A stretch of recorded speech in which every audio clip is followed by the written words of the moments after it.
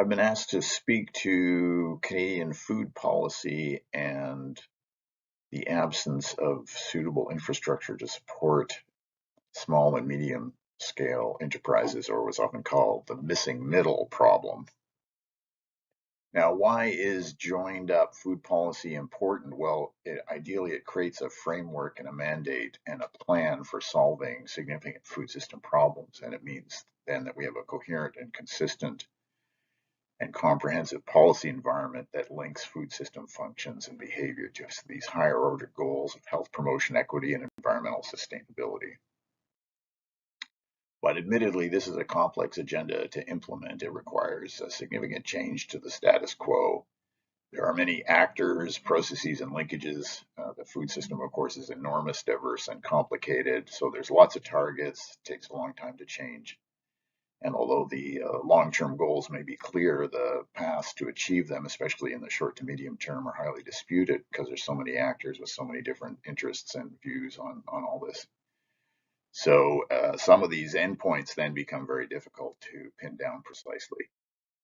Now, unfortunately, the Canadian Constitution is a huge problem for implementing food policy change. The BNA Act of 1867 did not properly think through, somewhat understandably at the time, many of the issues that would now confront us. And so the Constitution enormously divides the way governments behave, what their responsibilities are, who's responsible for what. And we won't go into this in great detail, but basically the federal government is responsible for criminal law, and they've used criminal law to write a lot of anti-fraud legislation. A lot of food legislation is really anti-fraud legislation, which doesn't necessarily help us with the kinds of issues we're discussing today.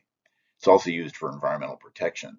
There is the peace, order, and good government provision in the Constitution, which is used to justify nationwide interventions within provincial jurisdictions. So this is often when the feds and the provinces are fighting with each other, when the feds are trying to use this POG provision to implement things that the provinces see as their responsibility. Trade and commerce across borders is federal, and it explains why so much of the federal focus is on food exports. Taxation, income and border, but not property tax or education, those are provincial. And then patents and intellectual property now is used extensively to justify things like genetic engineering regulation. Agriculture is a shared responsibility, but it's primarily provincial. But the federal government can be paramount if there's a conflict. Environment is largely provincial, as is property, and that explains the land use provisions. They're largely determined by the provinces. Social, education, and health policy is largely provincial. And transportation, the feds do have responsibility over many interprovincial modes of transportation, but they've sometimes given control of them over to the provinces. So then effectively the provinces are acting on behalf of the federal government. So in addition to this problem of the constitutional division of authorities, which is really important to understand if you're actually trying to do policy advocacy work, we also have what's called the implementation gap problem, captured by this quote: Ottawa is a town that is in love with policy ideas and bored to tears by policy implementation, by the details of how things actually get done. And we also have to confront, and many of you would be confronting this all the time in your efforts, the mythology of scale. So decision makers have a somewhat mythological understanding of increasing scale. They actually use it as an inaccurate estimate or an inaccurate proxy for improvements in the structure, design, and composition of goods and flows and of efficiency. So the essential illogic of a current environment is that it's assumed that efficiency just continues upward and upward. But in fact, according to many economists, at a certain size, efficiencies begin to deteriorate. And so this puts the lie to the idea that we should just be getting bigger and bigger. And of course, now what happens in the current environment is this drive to scale leads to concentration because of Canada's very weak competition laws. And we do have the most corporately concentrated food system in the Western world. So this speaks to the failure of our approach to creating greater competition and greater diversity in scale. Yet we know from many studies that diverse economies of different scales, lead to community vibrancy and cohesion. And of course, this leads us to the question of the missing infrastructure of the middle. Laurie Stahlbrand, among many, has done a lot of work on this, and she describes it as addressing both the hard and soft infrastructure, the networks, the resources, the logistics, the facilities, and the relationships. And it's required to allow mid-sized, values-based, and alternative farmers and mid and large buyers to develop meaningful connections. So it's required to move beyond direct marketing. I mean, direct marketing is obviously useful in many circumstances, but it's only a piece of the SME story. So it's required to move beyond direct marketing and to challenge export-oriented commodity supply chains, which of course are the dominant ones in Canada right now. So it is one of the failures of food markets that buyers and sellers who are interested in these kinds of relationships, who are interested in supporting SMEs, often struggle to create linkages. Part of the dilemma is captured from this old policy statement from 1978 that government policies must continue to develop and expand Canada's production and export strengths to ensure the adequacy of safe and nutritious food supplies for the domestic and export markets at reasonable prices, which are responsive to competitive forces over time. So this kind of thinking has really dominated food and agricultural policy in Canada since probably post-World War II. Post-World War II was an interesting period because we'd just come out of the war and we actually had a relatively coherent food policy at the time that had been effective in dealing with wartime conditions, but most of that was abandoned to the idea again that the marketplace will do everything for us. But clearly that hasn't worked.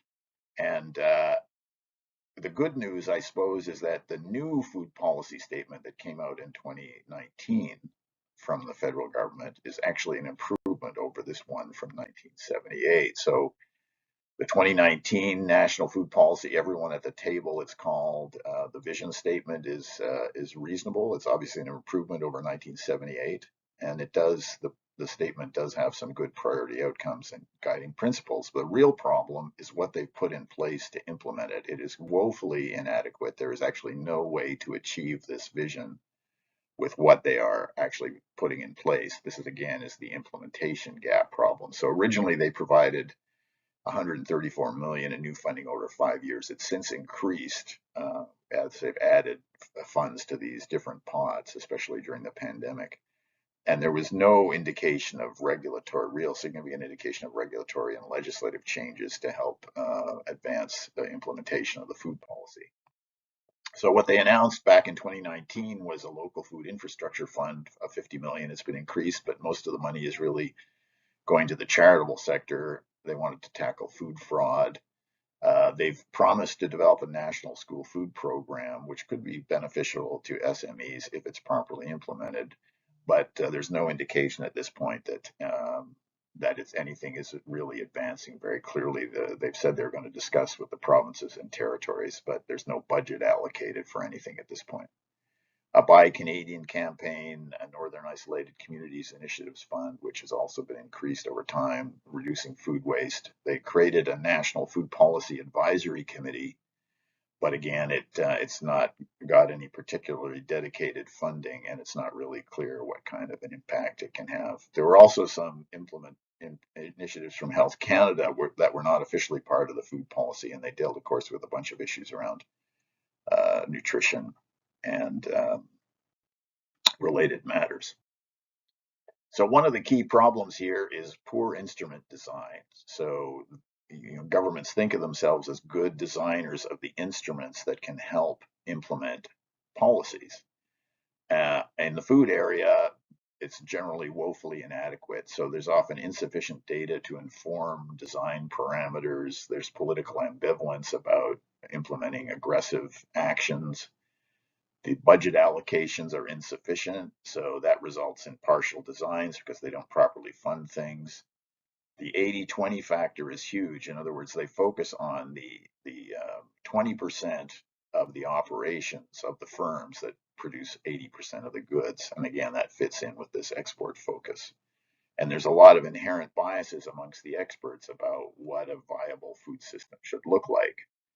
Never to be discounted is the role of ineptitude. We often assume that that policy and program and instrument designers are very competent isn't necessarily the case, or at least they operate in environments that are not competent.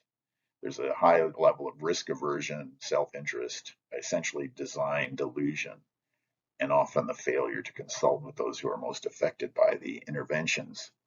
And there is a lot of discretion of what are called street level bureaucrats. In other words, the people on the ground who work for government. And sometimes that can work for you, but equally it can work against you. They can make arbitrary decisions that don't seem consistent with the way things are supposed to be done.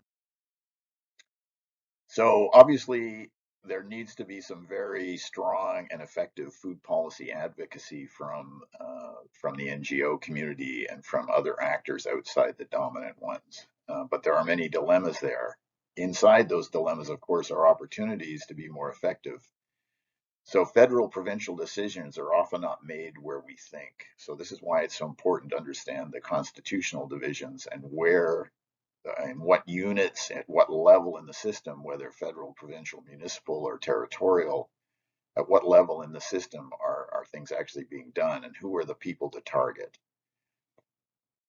Policies and programs are not necessarily framed by legislation. We sort of assume a lot of the time that we have to get better legislation, but that isn't necessarily the case, because in the Canadian tradition, a lot of policies and programs are not necessarily framed by legislative interventions. Policymakers often rely on a limited type of evidence, which again is problematic. This idea that everything is science-based or everything is economics-based. Well, it depends on what science and what economics we're talking about, because there is no monolithic one science, one economic approach. Many civil servants, unfortunately, don't really know their own portfolios. And the traditional relationship between elected and unelected officials has now been ruptured. So that generates a fairly high level of distrust between these two different parts of the governance system. Change is usually evolutionary, but it has unpredictable moments. In other words, there can be things that arise that create opportunities, and we need to be able to take advantage of them. But in general, we have to work with the idea that we're not going to have radical change in the Canadian system. So improvements are going to be evolutionary. Policies and programs are not necessarily well targeted to the problem. Often only a limited set of tools are considered legitimate now in the Canadian context, and most of that is grant money, or what they call contribution agreements.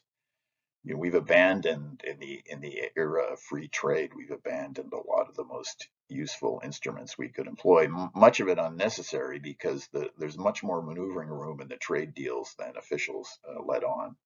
And of course, this divided jurisdiction question that I've been highlighting is a big part of the dilemma. So when I think about change in this evolutionary concept, I think of it as using a framework that's called the Efficiency Substitution Redesign Framework, or the ESR framework. And it really divides up actions so it becomes more digestible for decision makers. And the efficiency stage is those initiatives that don't take a lot of time, and they're fairly low demand in terms of resource allocation. So they're somewhat familiar already, and there's not going to be so much resistance to them. The substitution stage is more challenging to implement because it takes longer periods of time and there are more resources required to build on the efficiency stage. Ultimately, of course, we want to get to redesign. We're redesigning a lot of the processes and rules and structures of the food system, but that's really long term. So I'll just focus today on a couple of things that I think are important for addressing the missing middle. At the efficiency stage, it's things like changing the Competition Act to reduce concentration. As I mentioned, Canada has a weak competition environment. The Competition Act used to be stronger. It was weakened back in the 80s and 90s, and we have to get back many of those provisions. And fortunately, there is some significant discussion of this right now, so we may see some actions from the federal government coming up in the next little while. We need to ramp up public sector procurement from SMEs. We know that this is happening to some degree across the country already, often at the municipal level, but it has to get bigger. It has to be scaled up and out. We need food safety regulatory change for scale neutrality. So many SMEs, of course, talk about how the food safety rules are really designed for larger firms that are exporting outside the country. And of course, those kinds of regulations are not necessarily applicable to smaller enterprise that are doing more local distribution. We have a major food system labor force development problem in this country. We basically have no coherent labor force development strategy in this country. We haven't had one for 60 years, so that's a key requirement. We need new food infrastructure programs. There's lots of infrastructure money out there. It's just not allocated, to things that are useful for food system SMEs. So we want to move more towards things that support hubs and aggregators and incubators. And of course, we need new finance instruments, and probably many of you are already playing with those. But we obviously need some kind of government intervention to help those instruments become more accessible and to scale them out, not necessarily up, but to scale them out so they're available more widely. At the substitution stage, we're talking about having to scale down plant sizes in some sectors and providing more geographically appropriate distribution of facilities. So this is obviously more challenging. It does require legislative interventions, although again, we have some of the pieces in place for this, particularly safe associated with supply management in the animal industries. And we need to build on the procurement proposals from the earlier efficiency stage and have more federal, provincial, territorial FPT directives to crown corporations to favor infrastructure of the middle firms. And here's a few websites you might find useful. I elaborate on a lot of these themes on my website, foodpolicyforcanada.info, especially .info.yorku.ca, especially goal number 2, and there's a section there on supporting infrastructure in the middle. Thanks very much for listening.